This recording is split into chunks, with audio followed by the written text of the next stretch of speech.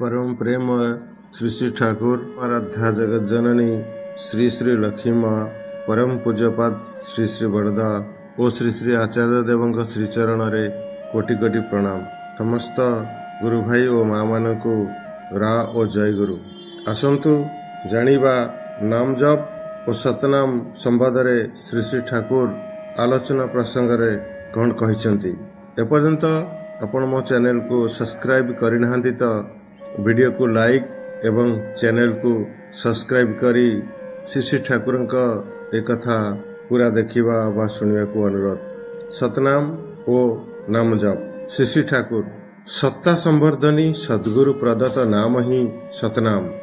दुनियार जहा किछि सबु ही स्पंदनर अभिव्यक्ति सतनाम रे थाए स्पंदनर मरकोच। तेणु नामिक प्रति अनुराग नहीं जी नामर मूल उपनीत हुए तार भितरे सर्वज्ञतार स्फुरण हुए। पृष्ठा 21। श्री श्री ठाकुर नाम करिबा दरकार कन्स्टांटली विदाउट ब्रेक सर्वदा निरवच्छिन्न भावरे नाम करिवार एमिति अभ्यास करि पकाइबाकू हुए जेमिति सर्वक्षण चाले। कथा कहउछंती तापर हुए तो देखिले पुणी नाम आरंभ हैला।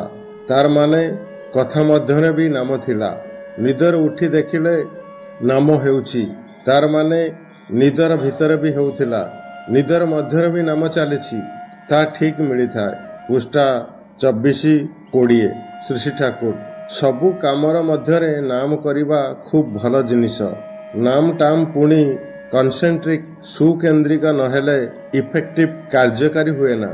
परिश्रम ही सार हुए। जेतेबेले सबु अवस्थारे नाम सहज भाव हुए सेतेबेले नाम करू करू एमिति भी हुए जे तार शरीर स्पर्श रे अपरर इलेक्ट्रिक स्पार्क तड़ी झलकर परिबोध हुए। जाकु स्पर्श करे तार आखि टाखी देई ता पुणी छिटिकी बाहरे से आखिरे सोरिष फूल परी देखे। नाम करिबा मु कहूछि अनुराग संबलित नाम अच्युत अनुराग। एई अवस्था भजन देवार अवस्था। श्री श्री ठाकुर सत्ता पोषणी जहा किछि सबु ही नाम करिले ही असुख दूर हुए। नामर गभीरता जेते बढ़े आरोग्य शक्ति भी सेते बढ़े। नाम रे शरीर रे और मन रे नाना जातीय परिवर्तन और विकास हुए। सेगुड़िक पुणी हुए सहज और स्वाभाविक। पृष्ठा 16। आलोचना प्रसंग खंड 16। वंदे पुरुषोत्तमं वंदे पुरुषोत्तमं वंदे पुरुषोत्तमं।